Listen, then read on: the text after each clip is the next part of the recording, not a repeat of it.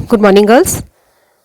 आज के लेक्चर का टॉपिक है मेल गैमीटोफाइट यानी कि नर युग्मकोद्भिद।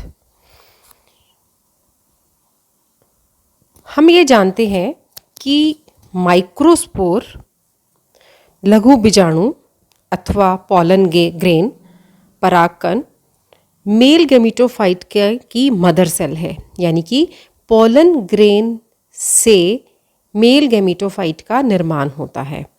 माइक्रोस्पोर और pollen grain is the mother cell of male gametophyte.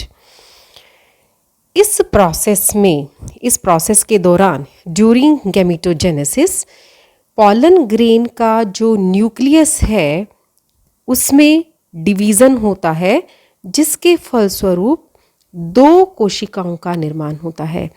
एक वेजिटेटिव सेल जो कि साइज में अपेक्षाकृत बड़ी होती है, लार्ज वेजिटेटिव सेल, और दूसरी होती है अपेक्षाकृत साइज में छोटी स्मॉल लेंटिक्यूलर जेनरेटिव सेल, हम इसको बोलते हैं।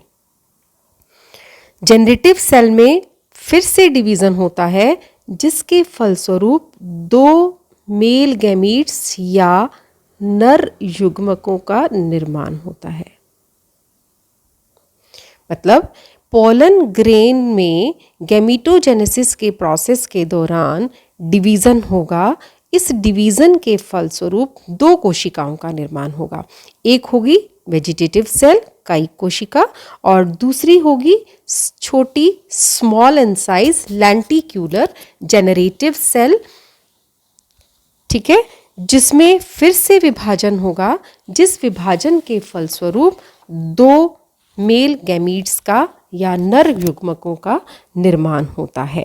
अब हम देखेंगे कि पॉलन ग्रेन की स्ट्रक्चर क्या है, पॉलन ग्रेन की संरचना क्या है। Structure of a pollen grain. Pollen grain जो एक संरचना है उसमें एक वेल डिफाइंड वेल डेवलप्ड एक वॉल पाई जाती है, यानी कि ये वॉल जो है, ये आउटर वॉल, ये वाली जो वॉल दिखाई दे रही है, it is differentiated into two layers. इसके अंदर दो लेयर्स पाई जाती हैं।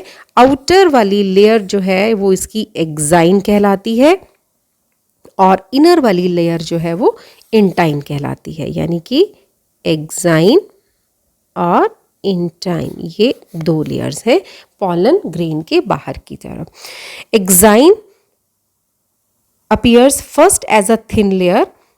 शुरू में एक बहुत पतली सी लाइन के रूप में, लेयर के रूप में नजर आती है, परंतु धीरे धीरे जैसे डेवलपमेंट होता है इट बिकम्स कंसिडरेबली थिक। ये थिक हो जाती है और ये इसे हम दो लेयर्स में डिफ्रेंशिएट कर सकते हैं। एक कहलाती है एक्टेक्साइन, जिसे हम सेक्साइन भी बोलते हैं, और दूसरी कहलाती है एंडेक्साइन या जिसे हम नेक्सिन भी बोलते हैं। एक्टेक्साइन जो है ये फर्दर डिफ्रेंशिएटेड होती है तीन लेयर्स में, 1, 2 एंड 3।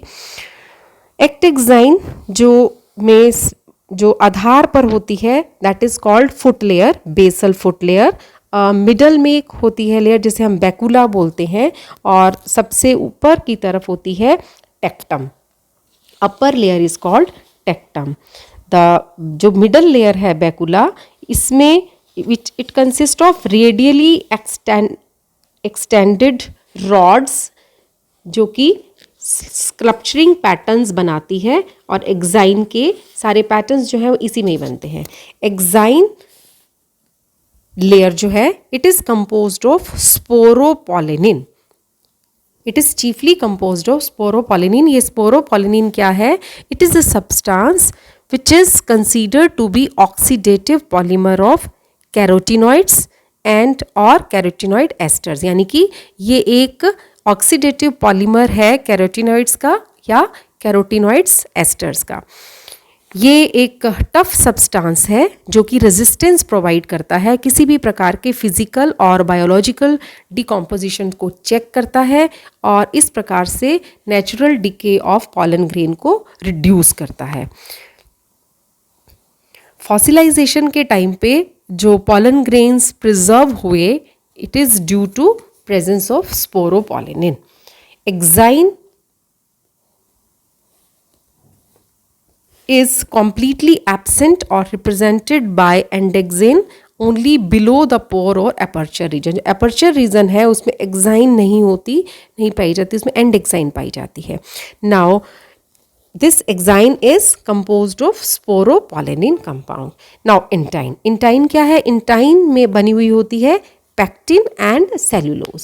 इट इज़, ये देखिए ये लिखा हुआ है पैक्टिन एंड सेल्यूलोज की बनी हुई होती है. The fibrils of cellulose are arranged parallel to the pollen surface. ये इसके parallel to the pollen surface के पैरेलल अरेंज्ड होते हैं. और intine is usually thicker under the pores. ये पोर्स के नीचे थोड़ी कंपैरेटिवली थिकर होती है. And at these points it is also contains enzymatic proteins. ठीक है, ये है एक पॉलन ग्रेन की बाहर की layer exine and intine. Exine sporopollenin की बनी हुई होती है जिसमें कि 2 लेयर्स होती हैं. फर्स्ट लेयर में फिर से 3 पार्ट्स होते हैं. इंटाइन जो है वो पैक्टिन और सेल्यूलोज की बनी हुई होती है.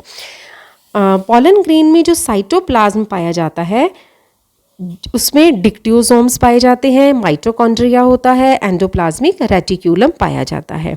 पॉलन ग्रेन्स का जो साइटोप्लाज्म है वो डेंसली यानी कि डेंस साइटोप्लाज्म होता है जब तक टेट्राड्स के अंदर होता है. बट जैसे ही वो टेट्राड से पॉलन ग्रेन्स रिलीज होते हैं, सेपरेट होते हैं, दे अंडरगो कॉन्सिडरेबल एनलार्जमेंट. उनमें साइज उनका बढ़ता है जिसके फलस्वरूप साइटोप्लाज्म जो है वो हाईली वैक्यूलेटेड हो जाता है. ये देखिए बड़ी बड़ी वैक्यूल्स नज़र आ रही हैं इसमें. ये जो है ये वैक्यूल्स नज़र आ रही हैं. मैच्योर पॉलन ग्रेन्स में 7 to 26% प्रोटीन्स पाया जाता है. अगर हम इसकी केमिकल कॉम्पोजिशन देखें तो इसमें 7 to 26% प्रोटीन्स पाए जाते हैं. 24 to 48% कार्बोहाइड्रेट्स होते हैं. 0.9 to 14.5% फैट्स पाए जाते हैं और 0.9 to 5.4% जो है ऐश पाई जाती है. और कुछ मात्रा में 7 to 16% के अराउंड जो है इसके अंदर वाटर प्रेजेंट होता है. ये पॉलन ग्रेन की आउटर स्ट्रक्चर है उसकी वॉल की. नेक्स्ट हेडिंग में हम देखते हैं, नेक्स्ट हेडिंग में हम पढ़ते हैं कि किस प्रकार से एक मेल गैमीटोफाइट की स्टेजेस आती हैं, उसमें किस प्रकार से डेवलपमेंट होता है. पॉलन ग्रेन के अंदर डिवीज़न होता है. इस डिवीज़न के फलस्वरूप वेजिटेटिव सेल बनती है और एक जेनरेटिव सेल होती है. Vegetative cell ultimately pollen tube का निर्माण करती है और जेनरेटिव सेल से जो है हमने देखा माइटोटिक डिवीज़न के फलस्वरूप 2 मेल गैमीट्स का निर्माण होता है. अब देखिए डेवलपमेंट ऑफ मेल गैमीट्स में formation of generative and vegetative cells किस प्रकार से है. The first division of pollen grain mitotic division होता है जिसके फलस्वरूप 2 अनइक्वल सेल्स बनती हैं. मैं बता चुकी हूँ आपको, एक वेजिटेटिव सेल होती है और एक जो है वो स्मॉल जेनरेटिव सेल होती है. इनिशियली जेनरेटिव सेल जो है it is attached to the intine of pollen wall. परंतु जैसे ही ये डिटैच होगा पॉलन वॉल से it freely lies in the cytoplasm of the vegetative cell. Eventually vegetative cell जो है वो पॉलन ट्यूब के अंदर डेवलप हो जाएगी और जेनरेटिव सेल जो है वो मेल गैमीट का निर्माण करता है. वेजिटेटिव सेल का न्यूक्लियस जो है वो स्फेरिकल और इरेगुलर होता है आउटलाइन के अंदर और इसके अंदर थिन क्रोमेटिन मटेरियल पाया जाता है. इसमें 1 or 2 न्यूक्लियाई प्रेजेंट होते हैं. साइटोप्लाज्म ऑफ वेजिटेटिव सेल में ribosomes, rough endoplasmic reticulum, plastids, active dictyosomes, mitochondria, fat and starch grains, RNA and proteins सभी चीज़ें जो हैं इसमें सफिशेंट अमाउंट में वेजिटेटिव सेल के अंदर प्रेजेंट होती हैं. Vegetative cell normally doesn't divide, it is capable of DNA synthesis. भाई डिवाइड तो नहीं होती है बट कैपेबल होती है. इससे it develops into pollen tubes. ये हमने देखा, ये इस तरह से ये पॉलन ट्यूब के अंदर डेवलप होती है. ये जनरेटिव सेल है. ये जनरेटिव सेल में डिवीज़न के फलस्वरूप जो है मेल गैमीट बन गया. अब now generative cell, the wall of the generative cell is arcuate in outline, quite irregular होती है और इसका जो टेक्सचर है रिलेटिवली यूनिफॉर्म है और इलेक्ट्रॉन ओपेक स्ट्रक्चर्स प्रेजेंट होती हैं इसके ऊपर। इसमें no cytoplasmic connection between the generative cell and the vegetative cell. इसमें जो जनरेटिव सेल है इसका जो न्यूक्लियस है उसमें माइटोटिक डिवीज़न होता है, जिसके फलस्वरूप 2 मेल गैमीट्स का निर्माण होता है। मेल गैमीट्स कैसे बनते हैं? जनरेटिव सेल में माइटोटिक डिवीज़न के फलस्वरूप बनते हैं। This division usually occurs before the pollen is shed from the anther.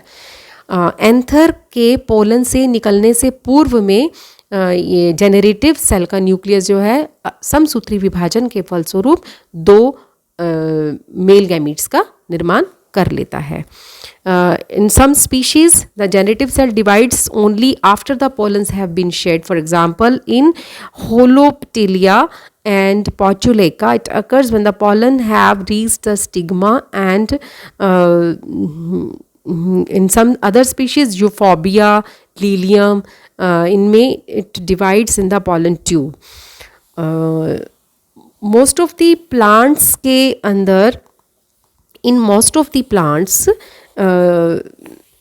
the division of the generative cell in the pollen tube is characterized by the absence of metaphasic plate and spindle formation. ये थोड़ा सा ज़्यादा detail में हो जाएगा, हमने ज़्यादा details में नहीं जाना है बिकॉज़ ये एमएससी के सिलेबस का आ जाएगा।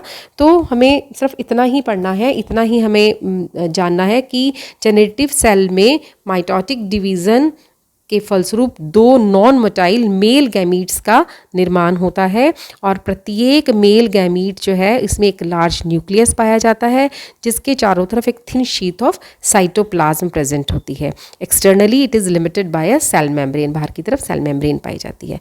इन मोस्ट ऑफ द एंजियोस्पर्म्स, बहुत सारे एंजियोस्पर्म्स में the cell membrane is not covered by cell wall, hence the male gametes are naked. Nucleus, जो मेल गैमीट्स के अंदर न्यूक्लियस पाया जाता है, it is bound by a conventional unit membrane. और साइटोप्लाज्म मेल सेल्स का कैसा होता है? इसमें माइटोकॉन्ड्रिया, डिक्टियोसोम्स, ये मैं पहले बता चुकी हूँ आपको, राइबोसोम्स एंड माइक्रोट्यूब्यूल्स इसमें प्रेजेंट होते हैं। और इस प्रकार से ये दो मेल सेल्स हैं गैमीटोफाइट की, they have physical contact with each other. Such a contact is important as it helps in coordinated development of both the cells. इन दोनों के बीच में फिजिकल कांटेक्ट होता है और फिजिकल कांटेक्ट्स का फ़ायदा ये है कि डेवलपमेंट दोनों का कोऑर्डिनेटेड रहता है, एक साथ रहता है। It is also important from the point of view of double fertilization. Double fertilization के पॉइंट ऑफ व्यू से भी ये इम्पॉर्टेंट है कि इनमें फिजिकल कांटेक्ट आपस में रहता है और जिससे इनका डेवलपमेंट है वो कोऑर्डिनेटेड होता है, एक दूसरे से प्रेरित रहता है। इस प्रकार से पोलन ग्रेन से मेल गैमीटोफाइट यानी कि 2 मेल गैमीट्स का निर्माण किस प्रकार से होता है, ये हमने आज के लेक्चर में पढ़ा। Thank you.